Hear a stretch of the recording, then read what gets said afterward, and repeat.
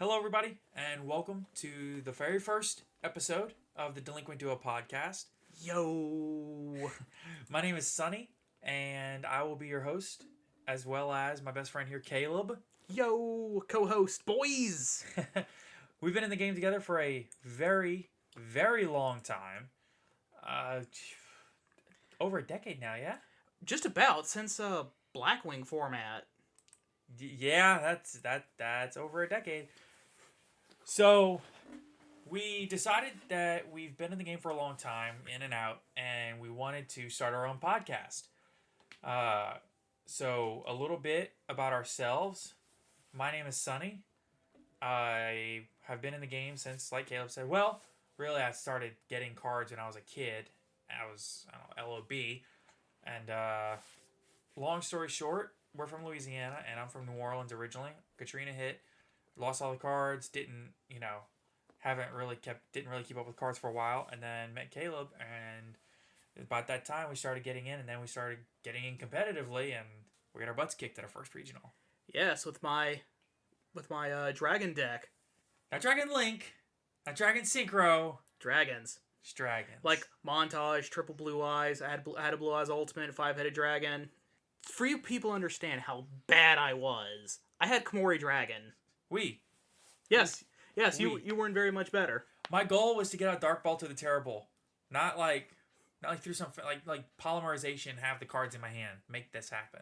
In a 60 card deck, I was running one of each in a 60 card deck, and this was the goal. Yeah, then you also had Dark Paladin in there specifically to counter my deck. Yeah, because I was expecting that mirror. What do you want? I mean, hey, what can you say? And then we got to the tournament and realized that there are archetypes. Not only are there archetypes, there's a meta. And people are serious about it, especially at regionals. This is the very first tournament we ever show up to, and it's a regional. To say that we went in confident was an understatement. We were for sure going to win this thing, and I don't think either of us won a match all day. No, I won one. Was it against me? No, it was against someone who was even newer than us. Oh well, R.I.P. What do you want? I mean, hey.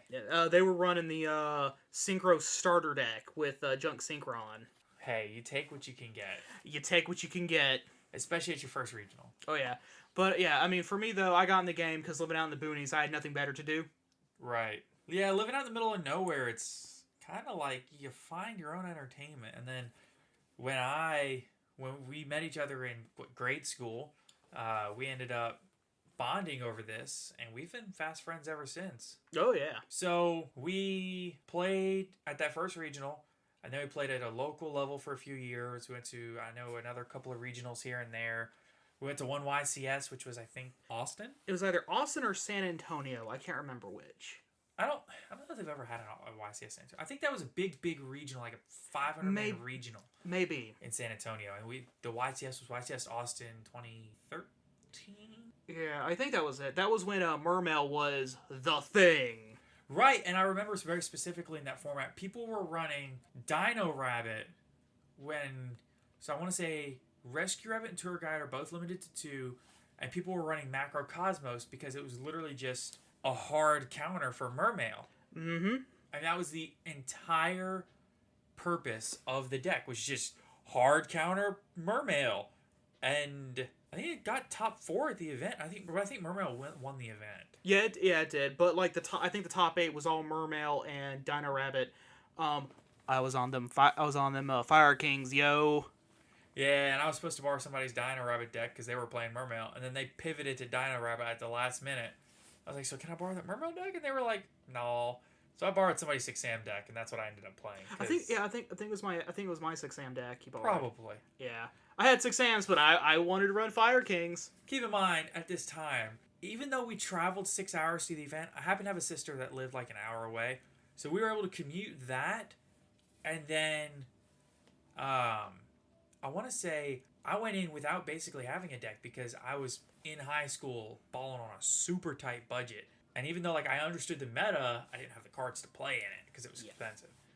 And the only reason why I had the cards to do it was because of A, the 6 Sam structure deck, and B, no one else running Fire Kings. I mean, it'd be like that. Keep in mind, this is not Fire Kings as we know them today, where they have a nice field spell, and they have all this nice stuff that go with it. This was pre-Yaksha.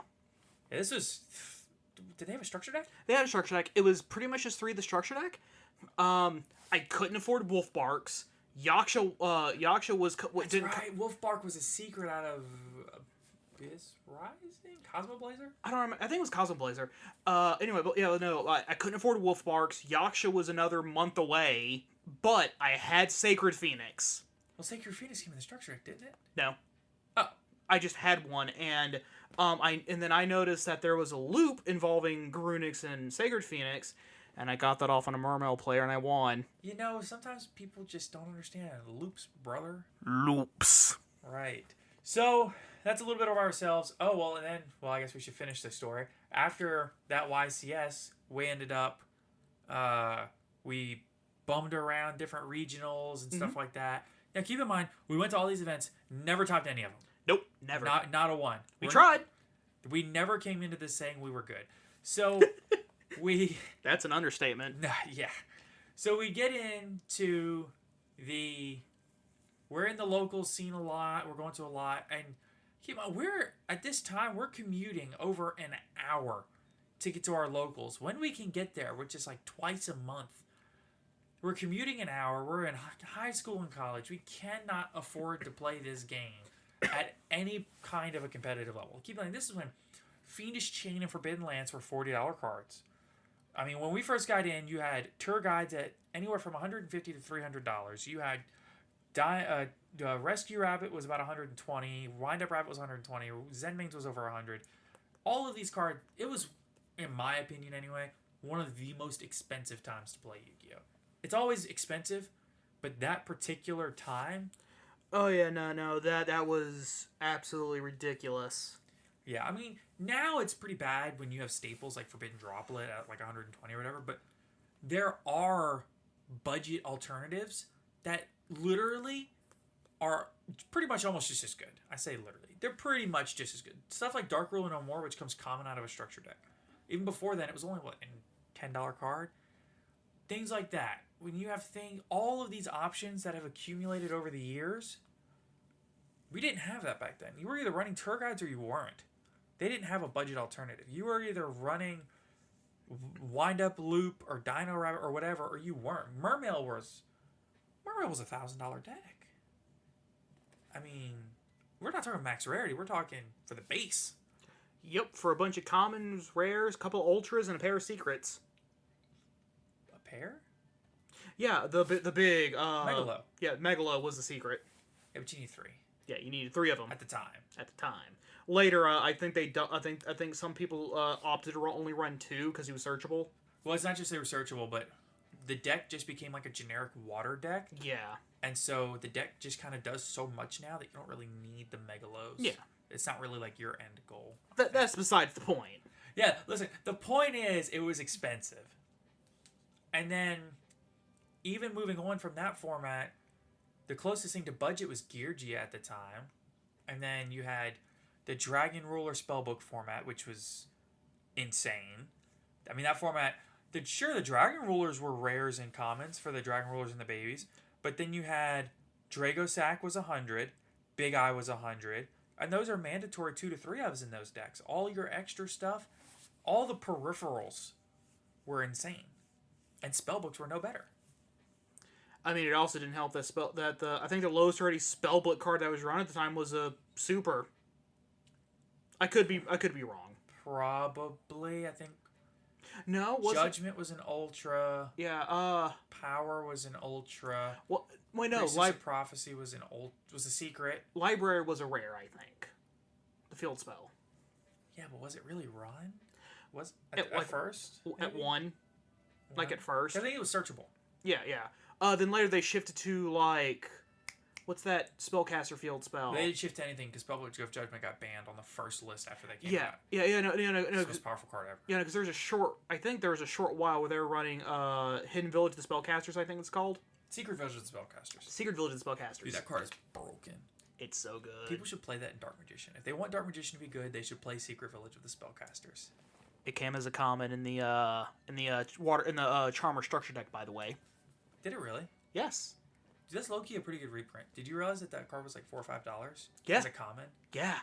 I didn't know that got reprinted. That's cool. Yeah. Oh yeah. Like, the only reason why I know this is because I got 3 of them for for someone, and it had Dark Ruler No More, and I was like, hey, that's something I don't have. Right.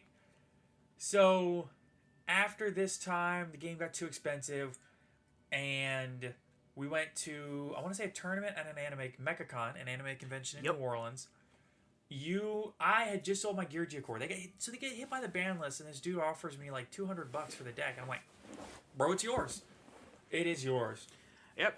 It's about this time I have a fully completed Madolche deck. Keep in mind, this is not current Madolche. This is 2014 Madolche. But like they still had everything. The only new stuff is all the extra deck monsters except for all the things that make it really good. Queen, but you could still OTK out of nowhere. Yeah, but with two cards out of your hand. Right. So what we're saying is it was a good deck, but it was like a solid tier 2 deck at the time. It was really high tier 2, and later I think it got bumped up to tier 1 for like a month. I have no idea. I've never kept up with the deck like you. You played it from release until what we're getting to, which is at that convention. Keep in mind, I sold that Geargia deck, I used it to buy like Exiton Knight at the time, was $100, stuff like that. And I actually bought the rest of that deck for you. I think there was an Angeli in there. It was literally at that point the only thing I was missing was the Pudding Cess. No, I had Pudding Cess. Oh. I had my own Pudding Cess. The only thing I was missing was one more Angeli, because you had already gotten me 2 and I'd already traded for them off you. So I ended up borrowing the Angeli with a promise that we would trade for it later. And I also borrowed your Exiton. Yeah, so basically there were some borrowed cards in this deck, and he's round 3 of the tournament. Going into the last round, he is undefeated, and as he goes into the last round, I'm standing around watching the matches and stuff. He sits down. It's only a 4-round tournament, because it's just at a convention. It's not like a regional or anything. 4-round tournament, he's undefeated going in the last round. He goes down, sits down at the last table, opens your backpack, and deck is gone. Completely gone. This is the second time that I've had cards stolen, and the first time that Caleb had cards stolen. And so we immediately found somebody that was willing to buy everything we had, and we sold everything and got out of the game.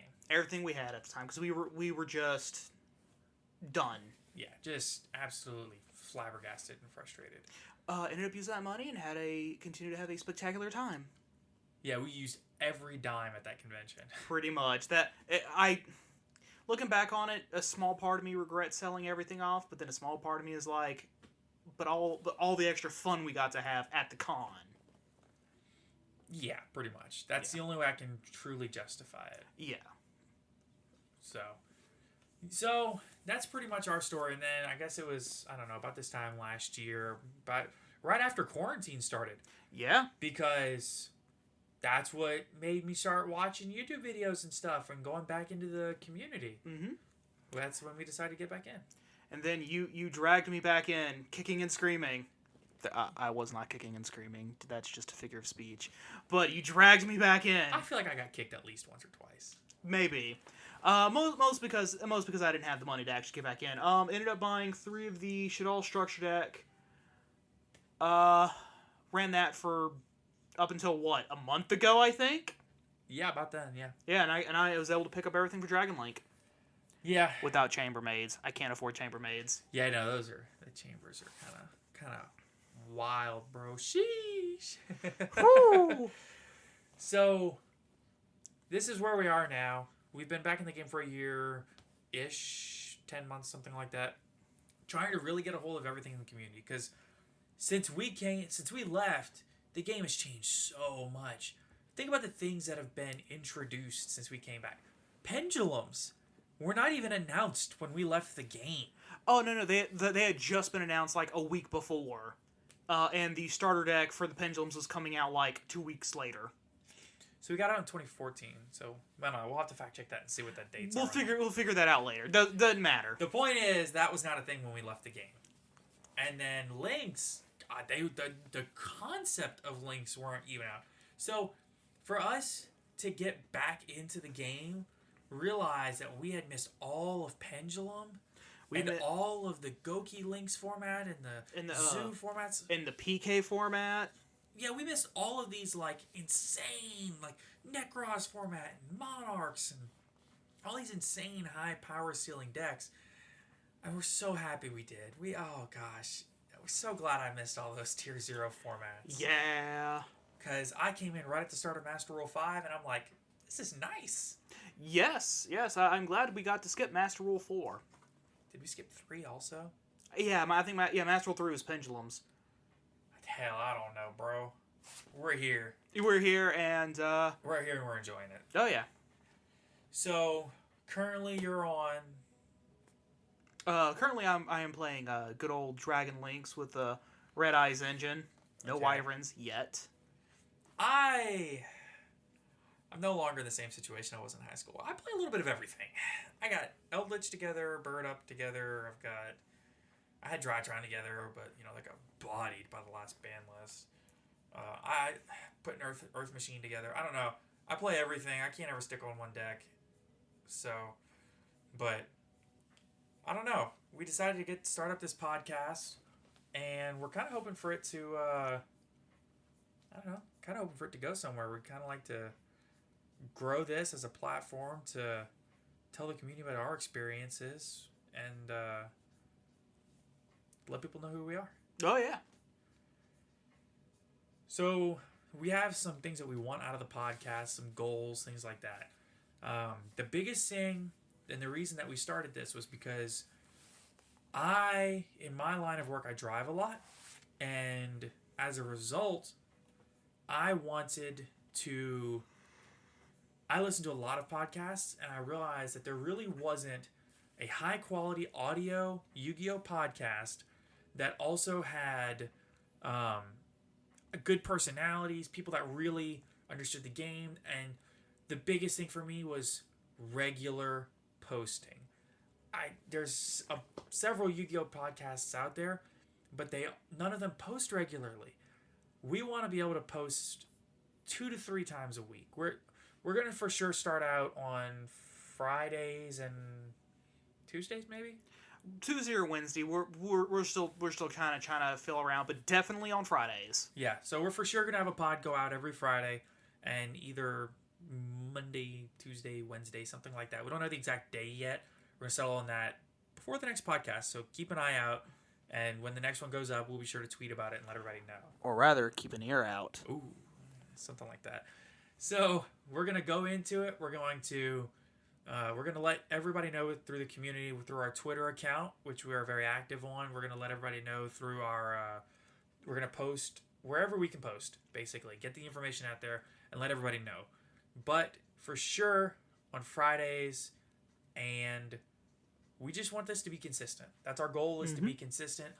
And if there's something different that you feel like we can do, let us know. Because listen, we're still early in this, and we are very open to listening to not just each other's opinions, but the community opinion. Oh, absolutely. Because we're two halves of a whole idiot. Something like that, yeah. We're very new to this. This is really the first big thing that we've ever done, as far as I know. I think we've both always wanted to get into content creation. Yeah. Well, for me, it was just because I consume all this media, and I'm like, I want to make it, because this seems like it'd be a whole lot of fun. Get to meet some really interesting people. That's the thing for me, is the people you meet. Not just the listeners, but the other creators. And that's something that appeals to me. I'm a very social person, so for me to meet all these people is wonderful. Oh, absolutely, absolutely. So, moving into the actual meat of the podcast, since we've wasted a third of it. Just talking about ourselves. Yeah, just inflating our own ego, or deflating our own egos. I don't know. Depends. Both. A little bit of A, a little bit of B. We're going to go into the actual podcast. The main thing that we're going to talk about today, and it's going to take up the majority of the podcast, is going to be the Ancient Guardians set. So we're recording this a couple of days early to make sure everything is working properly. Uh-huh. And this should be going out Friday, May 7th. Is that correct? Let me double check my calendar. Yes, that seems to be correct. Friday, May 7th. Okay, so as this goes out on Friday, May 7th, hopefully early in the morning, Ancient Guardians will already be released. That is the release date. In that set, it's a 60 card side set, and it will have the collector rares, which were introduced in Toon Chaos last year. And the collector rares, so introduced in Toon Chaos, continued in Genesis Impact, and now in Ancient Guardians. So we have a full list of the collector's rares right here for those people that don't know what they are. Some of them, so we've got, let's see, Venominaga, the deity of poisonous snakes, Skullmeister, Trade-In, Venominon? Is that?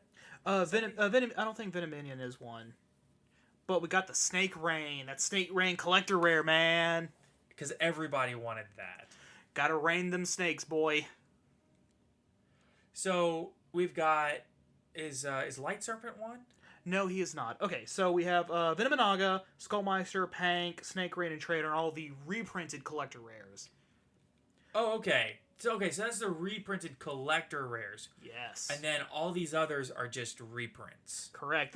Correct. And then we have, for just generic reprints, we got reprints of Evil Dragon and Inada for those who wanted it. I don't know who wants that. Light Serpent, specifically for the Abhiss, as they're called in the OCG. And then for the new Pendulum archetype, we got Luster Pendulum, the Drago Slayer, Dynaster Power, the Mighty Drago Slayer, Ignister Prominence. And then for the new Beast archetype, we got a reprint of Ayers Rock Sunrise, which is a good reprint in my opinion. I agree. That card needed to be reprinted. I think it was like a $3 or $4 rare, wasn't it? Super, yeah. Yeah, it was $3 or $4 super that was printed like twice. Once as a common, once as a super. That no one bothered with because I don't know why. Right. Also for the Pendulum archetype, we have reprints of Pot of Riches, and is that Wavering Eyes? Is that? Wavering Eyes is not necessarily exclusively Pendulum support. It does. It is a Pendulum card, though, more or less. Yeah, it's more or less a Pendulum card from what So it's not for the snakes or the Ursartex. No. Okay. No. So there's 3 main archetypes being released here, which are the Abhiss, which in the TCG they're being called Ogdoadics or Ogdodiac, depending on however you want to pronounce it. I prefer Ogdoadic because that just sounds cool. I agree. So we're gonna call it Ogdoadic here on this podcast. We have the Ogdoadics, the Ursartex, and the Sulfur Cord. Sulfur Cord. Wow, they did not make these names easy on us, did they? Do they ever? You know, for an all audio medium, we really should get these names better. I know, right? Anyway, so the Ogdoadics are a light and dark reptile. So about half the archetype are light reptiles, the other half are dark reptiles. What does that scream to you? Oh, that screams some chaos. Exactly. Not only that, they have a new spell card called Ogdatic Water Lily. It pairs incredibly well with Snake Rain. So what Snake Rain does is it just mill out 4 reptiles out of your deck. Any 4 reptiles. It's painful choice for reptiles. Pretty much. But you don't have them under your hand. You just send them to the grave. Yes.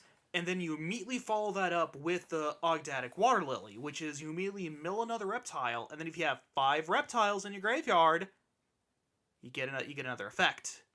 Which is? I don't actually remember. Is it special summon one? Yes, it is special summon one out of your deck. Okay. So, and then about all the level 4 Abhiss monsters, or Ogdoadics, can special summon themselves out of the graveyard. As long as you either... As long as you either control no monsters, or all monsters you control are in archetype. So, and here's the hilarious part about this, is so you can spam the field with them. Dump them onto the grave, spam the field, and then use it, because they're all either level 4 or level 8. Mm-hmm. And so you can spam into the rank 4 and the rank 8 engines. You can the one of the most interesting rank 4s that I personally have found is actually reprinted in the set, King of the Feral Imps. Which I think is just detach one, summon a reptile? No, detach one, add any reptile monster from deck to hand. Any reptile. The only limitation is that you can only make it with 2 reptiles. So basically, what we're saying is, Konami did not future-proof Snake's Reign or King of the Fair Limbs. In fact, they built an archetype around them not future-proofing these. Oh, absolutely.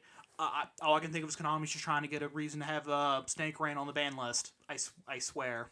They're doing a great job of trying to get this card banned. Oh, yes. But then, as we said before, also you have all the Chaos stuff. Since all of them are Dark and Light, you got your BLS if you really want to go that old-fashioned. Chaos Dragon Legionnaire is 100% live. Chaos Creator. Chaos Space is basically mandatory in this deck because if you have one of your Ogdoadic cards in hand, you can activate Chaos Space and pitch it to the graveyard to add one of your Collapse Serpent or whatever to hand. Yeah, and then immediately activates effect to immediately special summon to the field. Now, something to keep in mind is that whenever you do special summon these monsters, they do immediately get banished. However, there is an in-archetype card. Is there really? Yes. And I forgot to make a note of that. Well, there's an in-archetype card that lets you, it's the Overlord, their big boss monster. Right.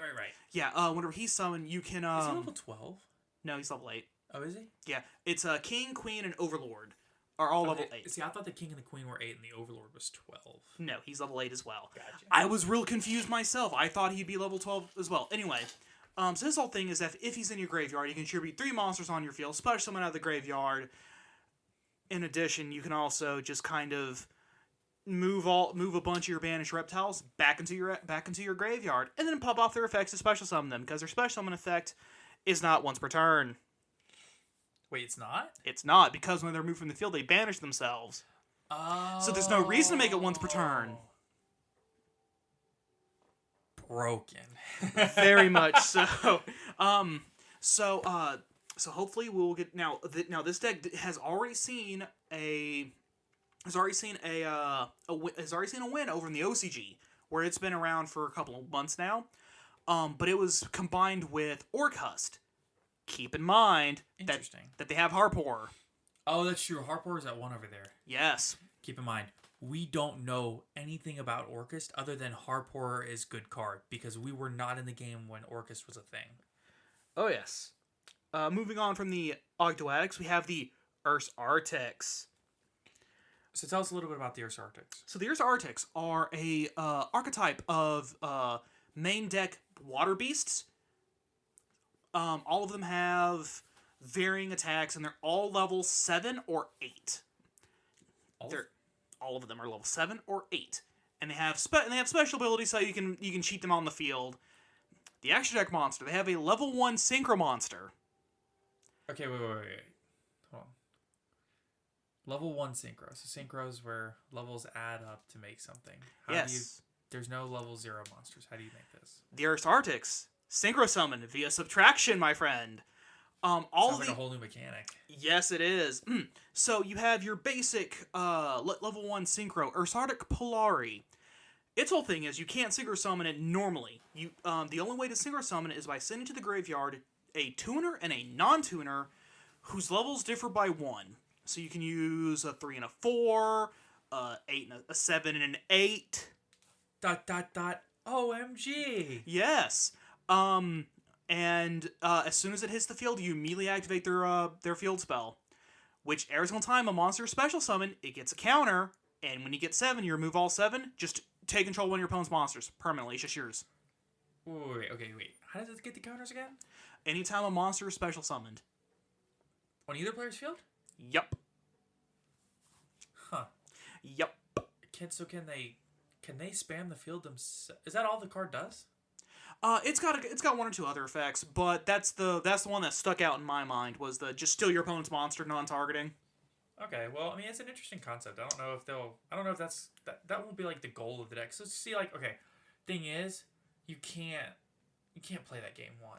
You have to side deck that card at best because most likely if you play that game 1 and you go first and you open it, the card's just dead. Unless it searches or something. I don't fully remember what else it does. But that was the big thing.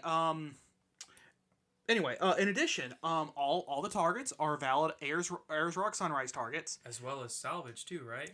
Half of them. So in your main decks, you have the Mick series and the Mega series. So you have Mick Billis and Mega Billis, for instance. Right. all the Mick monsters are all level 7 with... And the Megas are 8. Yes. The level 7s all have under 1500 attack and are 100% salvage targets, which... So salvage is... 1500... Any water monster with 1500 or less attack. Wait. Is it just add them from deck to hand, or is it add them from... What does salvage do? Graveyard to hand. Okay, so it just target 2... It doesn't target. It's just add 2 or 3. I can't remember which. All I remember is salvage is a very important... This is a really good card for this. Add it back to your hand. So it's got some recursion in that. Anyway, that's good. Anyway, so then at your other end, you have your level 7 synchros, which you make using your level 8s and your Polari in the exact same way. Okay, but so can you use any 2 monsters whose level differ by 1 to make? Not the level 7 synchros. The difference has to be 7. It's just you're supposed to use one of the level 8s and Polari. So in concept, that's what you would use, but would you? You could theoretically use any level 1. So if you can synchro 12 and 5, you could probably still also make these dudes as well. However, all their effects require that you, in order to activate their effects, you have to tribute Ursartex. That's the other effect of the field spell. I remember now. Anytime you activate an effect that would cause you to tribute a Ursartex, you can just banish one out of your graveyard instead. Oh, yeah. I remember we were talking about that. Yeah. That's right. That's the really good effect. Yes. Now, the only one that really... now... And they all tribute to activate their effects, don't they? Pretty much, yeah, for the most part. Now, Ursartex Septentrion, I believe that's how it was pronounced, just as soon as he hits the field, continuous negate of all monsters without a level. So that's no exceed effects, no link effects. That's right. The whole archetype is based around... What's that? You have levels? Or no, what's that? No levels? Not our friend. Yeah, you don't have an effect. And the whole archetype, I just think is really cool, is based off the Big Dipper and the Little Dipper. Hence, Ursartex. Right. It's and why they're so obsessed with having stars. And also, if you look at the artwork on these cards, they're like spacey. Yes, very Megazordy. It's unbearable. Okay. Bear with me now. Okay. All right. You're taking it too far. Just a little bit. Let's move on to the Sulfur Cords. Okay, so the Sulfur Cords are a pendulum archetype. Ew, gross. Pendulum best deck. Me and all my boys hate pendulums. I'm neutral on pendulums. So their whole shtick is... I think it was a poor concept. That's a discussion for a different day. Yes. So their whole shtick is that there's do, re, mi, fa, sol, la, ti, do. There are 8 of them. Wait, are there 2 different do ones? Yes. Oh, good lord. And they're all music based. Of course. So you have the level 1 and the level 8, who are both do, can fetch each other. Their effects fetch each other based on... All of them have the ability where they can fetch another one based on its pendulum scale. The level 1 has a pendulum scale of 8. The level 2 has a pendulum scale of 7. The level 8 and the level 7 have the pendulum scale of 1 and 2. Okay, so the 1 and the 8 can fetch each other. The 2 and the 7 can fetch each other, etc., etc. So the level 1 has an 8 pendulum scale and can fetch the level 8, which has a 1 pendulum scale. Bingo. And then, like I said, like you said, 2 and 7, 3 and 6 and 4 and 5. Correct. I feel like you're not going to run all of them, though, right? Probably not. I would probably myself, if I was to run the deck, would probably only run 1 and 8. Definitely 1 and 8. You have to run more than that, just out of sheer necessity of having monsters. In addition, the levels 1, 2, 3, and 4 have effects that prevent your opponent from negating your pendulum summon. Yo, that's pretty good. While that's their pendulum effect. Right. The 5, 6, 7, and 8's pendulum effect prevents your opponent from activating spells and traps in response to your pendulum summon. So, if I've got the 1 and the 8... And you can they pendulum... can't respond to my pendulum summons at all. And they cannot be negated. They can only respond with monster effects that do not negate.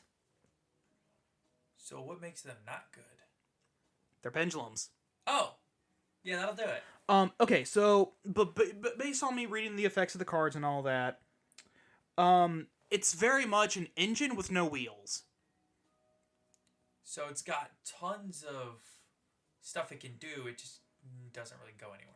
Correct. because the wheels is Grand Do Re Mi Chord Musea, who will be in the Dawn of Majesty set on August 11th. We assume as long as it doesn't get pushed back. Yeah, as long as it doesn't get pushed back. It should be here on August 11th. Right, and also assuming that that's the name in the TCG. Yes. It's probably going to be something more like Do Re Mi Sulfur Cord or something like Grand Sulfur Cord or something like that. Probably Grand Sulfur Cord if I had to guess. Yeah. Anyway, so that's a link to, and it's got a whole bunch of pendulum based stuff. Now they do have a very important spell card. It is called Sulfur Cord Elegance. It's a spell card. It's got 2 effects. Okay. One effect is is absolutely an archetype. No one cares about the primary effect. Its secondary effect. Mm-hmm. It's just a generic pendulum effect where you send your two pendulum monsters in their pendulum zones to the top of your extra deck. Draw 2 cards. It's pretty good. Yeah, it's almost pot of greed. Almost. Well, the thing is, anytime, and this could be wrong because this is my understanding of pendulums from somebody that was not in the game when they were, good. I'm under the impression that anytime the pendulums are face up in the extra deck, it's like they're not in the graveyard, they're not in your hand, they're not on the pendulum scales, they're just kind of there waiting. Whenever you conduct a pendulum summon, you can pendulum summon them from the top of from face up off your extra deck. Right. Yeah. I understand the concept, but what I'm saying is, it's almost like they're not in a good place or a bad place. They're just kind of there waiting for the next pendulum summon. Yeah, they're definitely just kind of floating around, not really doing anything until you conduct your pendulum summon or activate a card that interacts with them somehow. So what I'm saying is them going to the top of the extra deck is not like... Yeah, it's not the best thing, it's not the worst thing. The main thing is draw 2. Is losing the 2 pendulum scales, detrimental, though? It can be. It entirely depends upon what else you got going on the field, in your hand. In most situations, just from me just kind of glancing at it, yeah, that would probably not be a very good thing. But that's just me glancing at it. But it is still important to note. Draw 2 cards. Because there's a... What does Pot of Greed do? I don't know. We're Yu-Gi-Oh players. We don't know. Yeah, we don't read our cards. All right, so that's the main bulk of Ancient Guardians. It's not... You got to keep in mind, this is a 60-card side set. Did they call them the deck builder sets? Is that what this is? In the OCG, I think they're called deck builder sets, yes. So, 3 archetypes, which last year's... So they're doing the collector's rares in this set, but last year's big set like this was Secret Slayers, which introduced Adamancipator, which dominated for an entire format, Eldritch, which was the second deck in that format, and is still very relevant, and... Magistus, I think? No. Magistus was it Genesis had, Impact. It had the Marincess. No, not Marincess. It was the Wind Witch? It had something... Witchcrafters. Yeah, Witchcrafters. Witchcrafters. Which tells you how good they were, because neither of us knew the name. Yep. Only reason why I remember it is because of Witchcrafter Golem Aruru. Excuse me? Was that an insult? No. Their big boss monster was a big golem named Gold. Oh. Huh. The Latin term for gold. Which the only reason why you know that card exists is because it came in the Charmer Structure deck. Oh. Yet another one. Okay, so wait a minute. They reprinted that card of all the cards within 6 months of release? Yes. But we have cards that, okay, you know what? We're not going to get there. We're not going to go into that, right? Not on this particular episode. The Charmers needed a win con. But was that it? Yes, it was summon that beat. Because it's 2,800, I guess. I don't know. The community voted. No, wait, did we vote on Charmers or did we vote on Ice Barrier? Or both? One of them was a community voted thing. I think it was Charmers. Listen, the point is, we understand that people like the Charmers, but... Hell, I like the Charmers. Everybody likes the Charmers, but were we really expecting this to be a tier 1 deck out from one structure deck? No, it's going to need more than one structure deck. The Link monsters are cool and all, but Yeah. it's not enough. All right, let's move on. Oh, so, yes. the next set after this one, like I said, this is releasing May 7th, which should be day of release for this podcast. Hopefully. This is release. So the next set after this is Lightning Overdrive, which is May 29th. Tentatively. Yeah, well, tentative. Yeah, everything is tentative these days because of all the printing issues they're having. Yeah, all the printing issues. Plus there's the beer bug going around, and that's causing issues with right. Being able to do any sort of supplies, doing any sort of actual tournaments and stuff like that. Y'all know what I mean. Right. So, and with this, with all of the stuff going on with Corona and COVID-19, which we are still, despite what the news might say, we're still very much in the throes of. Mm-hmm. We still don't have live tournaments, which is going to lead us into the next major point. Yes, but before we move on real quick, Diviner the Herald, y'all. Yeah, that Lightning Overdrive set's it's got some serious support for the Drytron deck. Move Beta Fafnir and Diviner the Herald. Diviner the Herald, though. Card's broken. Anyway, okay, moving on. I just wanted to say Diviner the Herald. It's a good card. It's going to really make an impact, and it's going to be You could almost say that card is divine. Or, if it doesn't make much of an impact, then it will be unheralded. I can do this too, you know. Yes, good. That card's going to be a secret in a Starlight. We know that. Oh, absolutely. It's too good. Oh, absolutely. No, it's way too good to not be a secret. I would be shocked and gobsmacked if Konami did not make it a secret. What was that word? Gobsmacked.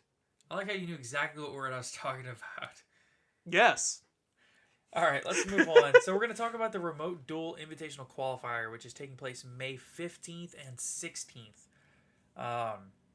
So something that we noticed when we were doing a little bit of research on this and trying to figure all this out was that nobody knows what is the deal with these qualifiers and it's a really complicated little system they've built. Yeah, I mean they had to come up with something on the fly. On the fly, because they don't have any sort of actual online thing. They really should, considering that Pokemon and Magic have one. But that's neither here nor there. Well, yeah, I mean, even, like, I just got a notification on my phone that Magic has the arena on mobile. Yes, they just got on mobile. And we don't have that in Yu-Gi-Oh! Mm-hmm. We have Dueling Book. Yeah, we got unofficial stuff. Now, they are working on something, apparently. I don't remember what it's called, but they are doing something. We'll talk about that more in a different when we get more actual information about it. But in the meantime, we have the Remote Duel Extravaganzas and Qualifiers and Invitationals and things like that. So what this is the Remote Duel Invitational Qualifier. It is an invitational, so it is invite only. And the way you get an invite to this is by topping a TCG Remote Duel Extravaganza main event, which the Extravaganza that was for this qualifier took place April 17th and 18th, which was about a month ago, or at this point 2 weeks ago. But at the time that they play this qualifier, it would have been a month. And I think there might be another way to get an invite to this. I think there's only 16 competitors. Yeah. I think it's kind of they invite a certain amount of people from that, and then they just kind of invite the who's who of the Yu-Gi-Oh community as needed. Right, because I remember the very first invitational they did. It was 8 what they consider to be pro players, and then 8 Yu-Gi tubers and content creators from the community. Mm-hmm. And that was won by Team Sam X1 with Dino, I believe. Yes, if I recall correctly. Since then, these have gained a lot of steam. The extravaganzas have become a thing. The invitational qualifiers have become a thing. And I think they even announced, since they canceled Worlds and Nationals, they announced they're doing a YCS through Remote Duels. Mm-hmm. So that's going to be interesting. We don't have a date for that, but it will be later on this year. At some point. Yeah. We want to talk a little bit about the decks that we could see at this invitational qualifier. The biggest ones being Dragon Link for sure. Oh, absolutely. Dragon Link is just on an absolute tear. It's one of, if not the best deck. I want to say the win rates on Duel Links. I was watching a stream, and in the stream they watched a video from a guy, something Rent My Dad or something like that on YouTube, and he goes over the statistics for the top. I think it's the top 50 dueling book players, and their win rates with certain decks and things like that.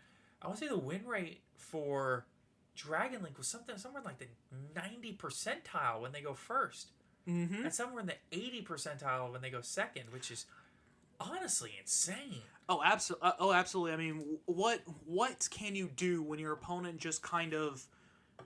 It's oppressive. Just plays their entire hand and ends on a board of a 2-negate Borreload Savage, a 3-negate Appaloosa, and you got that, Spheres. Yeah, you got that Spheres. What do? And possibly still a card or two in hand for like an Ash Blossom or something like that. Yeah, or even like a Set Imperm or something like that. Just... The deck is oppressive. The 3-negate Appaloosa by itself is a problem. Right. I mean, even though it's once per chain, it's not once per turn. Yeah, and you know me playing against you, you've seen me just dump out a 4-negate Appaloosa before. It's a thing. It has happened. Yeah, it doesn't happen often, but it can do it. Granted, I passed her with literally no cards in hand, but... Well, yeah, but you also had the Borreload Savage and the Heavenly Spheres with the 4-negate Appaloosa. Yeah. It was a good opening hand. Oh, absolutely. Still won that game. Yeah, you did. Anyway, listen, Forbidden Droplet's a heck of a card. Forbidden Droplets, evenly matched. Ice Dragon's Prison. They're all good cards. Ice Dragon Plitter. Stuff like that. So what I was playing at the time, which is the next deck we want to talk about, which is Eldritch. And all of its different variations therein. Oh, yeah, dude. See, when we say Eldritch, there's like a gajillion different versions. So you've got Dogmatica Eldritch, which is probably the most popular... Or no, I'm sorry. Zoo Eldritch is the most popular variant. And then after Zoo Eldritch, you have Dogmatica Eldritch. Invoked Dogmatica Eldritch. Invoked Eldritch. The Pile, as it's called, runs the Eldritch engine. Yeah. And... really, it's just a deck that's so versatile, and you can work such a strong grind game with. It really is an exceptional deck going first or second. Its only weakness is Super Poly. That card hurts, bro. That card hurts. Oh yeah, just Super Poly into my old Mad Lord. If I'm being cheeky. Yeah, in the mirror match, Eldritch the Mad Golden Lord. So, okay, I went to a tournament, I don't know, it's about 2.5 weeks ago. It was a case tournament in Mendenhall, Mississippi. Shout out Plus One Games. Or was it One Up? Oh, God, I don't know. That's bad. Shout out that shop and all those people there. It was a great community. Middle of nowhere, but great community. We drive out there, and I played against a guy. It was an Eldritch Mirror match. He was running Eldritch the Mad Golden Lord in his side, or in his extra. He was running one, and he sided in 2 Super Polys, and he Super Polyed me. He literally just stole my Golden Lord with his and made the Mad Golden Lord, and I lost that game. You can also just use one of your own trap monsters. Yeah, absolutely. The card is live, and he also I think he side decked in the Field Spell, which also functions as a fusion spell. I think. So, anyway, long story short, Eldritch is good. And then we've also got Dino is still a strong deck in this format because... Oh, absolutely. Have you read Misk? Also, Ultimate Conductor Tyranno does not care whatever you have to say. It's a heck of a card. And that deck can break boards. Anytime Dragon Link is prevalent in a format, Dino is going to be a thing. And past Dino, I would say the next big deck is not even one that we have listed here. It's probably Shaddoll. Oh, absolutely. And Shaddoll variants. Oh yeah, Invoke Shaddoll. Even a trap-based pure Shaddoll. Absolutely. All because everything in your extra deck is a Super Poly target. First off. Absolutely. Because right now the only types that aren't being run right now is water, and no one cares because Amoquilus is terrible. We don't really have a fire deck either. Yeah, well, Ash. I guess miscellaneous source is fire. Yeah, miscellaneous source is fire. But that's neither here nor there. You can steal your opponent's earth monsters to make Shek and Naga. You can steal their light monsters. Wind. A la Golden Lord or Ultimate Conductor Tyranno, and make El Shadal Construct, one of the most broken Shadals ever made. Right. And recently, they got Genius. Yeah, so that was something that released in Ghosts from the Past that actually is a bolster to the deck. Probably a one-of, but still a good card. Absolutely. First off, it's an Earth target for Shekinaga, and it's just an Omni Negate. Right. What's not to like? Yeah, pretty much. It's an Omni Negate on its discard effect, not its flip effect, which is kind of stupid. I would have switched the effects and had its negate effect on the flip, but we don't get to make those decisions. No, that's above our pay grade.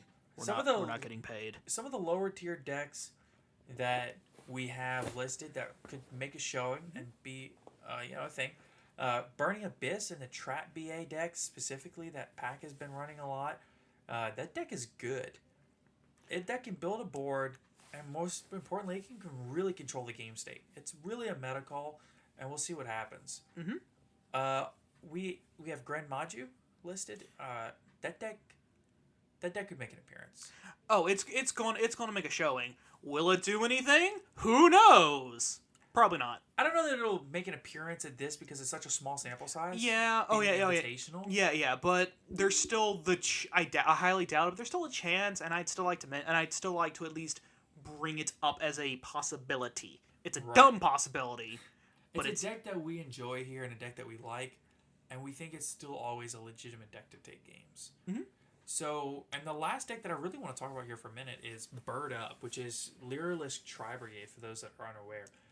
This is an interesting deck. It's, to a point, it's Barrier Statue Turbo, but the deck's got an enormous amount of link climbing and plays that it can do that really, really can be abused. That deck has combos. Oh yes. For a while he my co-host here was playing Bird Up himself. I was on Shadalls. Barrier Statue's a hell of a card. Oh yeah, Barrier Statue's a hell of a card.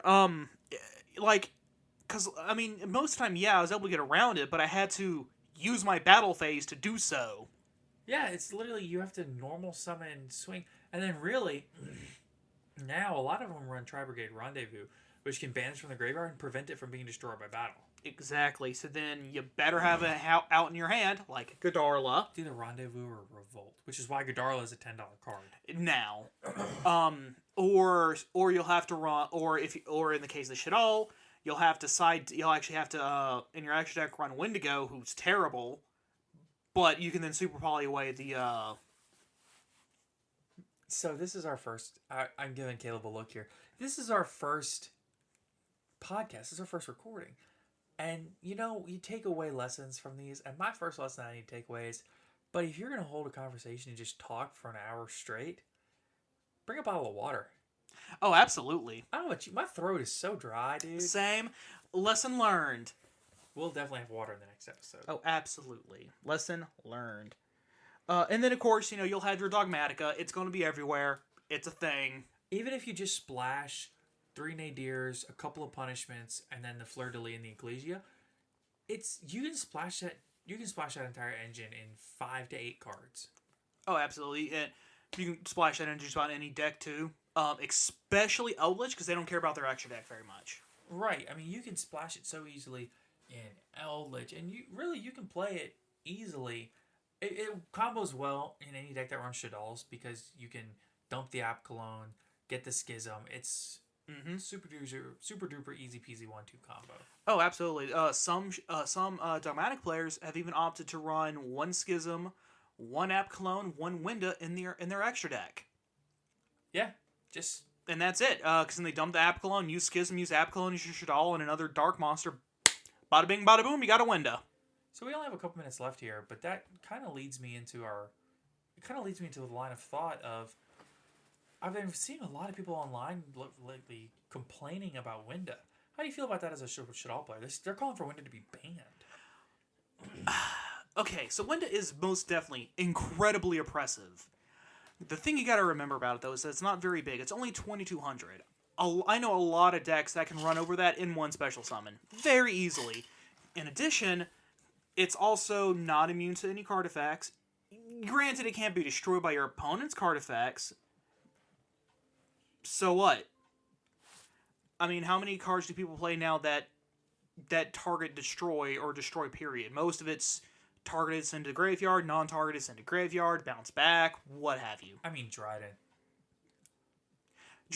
Fair. Dryden is like the one... Dryden, Pankratops, and... I would say Eldritch Golden Lord, but he sends. Yeah, exactly. He sends. So you can go 0 summons. You can just... Goodbye window. Yeah, exactly. So it's not... And then as with all the El Shaddals, you get a spell or trap from your graveyard back to your hand. I don't think it should be banned, but there is an argument for it to be limited or semi-limited. No, there isn't. The cards only ever run at 1. No, it's run at 2. In Pure Shaddal. Yeah, in Pure Shaddal, it's run at 2. But what about decks like the Dogmatica deck that literally just tech in 1 Apclone, 1 Window, and 1 Schism? Oh yeah. It makes it... That card existing makes it techable. I mean, some people say... Nadir Servant's the problem because it can just dump the Apclone. Apclone's the problem because it can just search the Schism. Schism's the problem because you can just banish and splash some and fusion summon to your opponent's turn. I really don't think any of those are the problem. I think the card. This is a situation where what's the problem?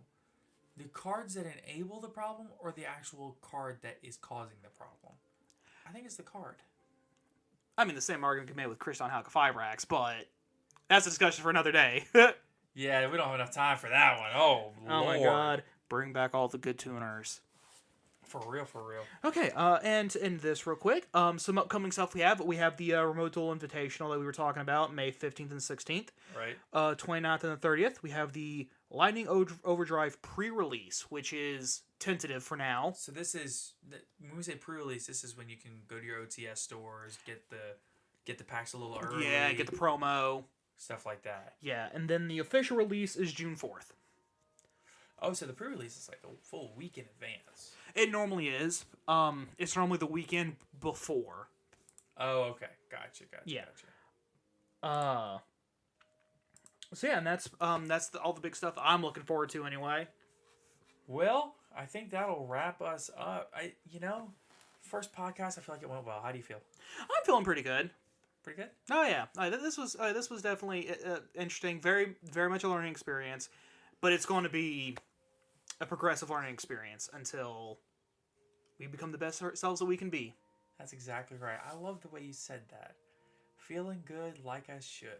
It's definitely a learning experience. We kind of need to get our feet under us to really get a feel for sitting in this little studio that we've built and recording for...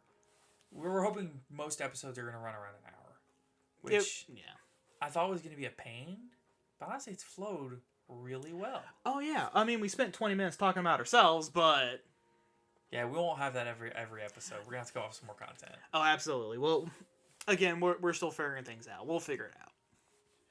I think that as time goes on, sure, we may improve audio quality and we may improve technical stuff, but our goal when we started was to already have the audio quality at a good level and the technical stuff at a good level. I've set up a lot of the hardware, and Caleb's working on the back end to do most of the audio editing to make it sound so crispy when it hits your ear. And we're working together. We're going to do this together. And together doesn't just mean the two of us. It means all of you out there listening at home. We really need the support of the listeners. We need people to not just listen to our podcast, but tell others about it within the community. Spread the word, yo. Pretty much. We can't do this without the support of the community, which is a community that we love. We've had our moments with, but we love. And we hope to be here for a long time and do this a long time and really get a feel for this, get a feel for ourselves, and, Oh, yeah. Get the hang of. Oh, yeah, absolutely. Anything else to add on the end? Nothing I can think of. Well, that'll wrap us up. We're going to come back for another episode next week. Go goal is, let's say Tuesday. We'll try. We'll see what we can do, but definitely bare minimum next Friday. Something like that. Yeah, absolute bare minimum. Right. So, all right. Thank you all so much for listening. Come back for the next one. Follow us on Twitter, and we'll see you next time. All right, get your shots. Something like that, yeah.